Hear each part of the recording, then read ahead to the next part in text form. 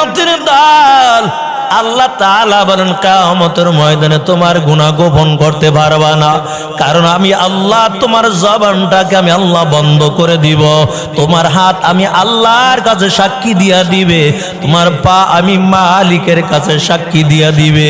এরে মুমিন মুসলমান, এই জন্য চক্ষু দিয়ে নেক আমল দেখবো, ভালো জিনিসের দিকে তাকাইব, বেগানা নারীর দিকে তাকাইব না, টিভি সিনেমার দিকে তাকাইব না।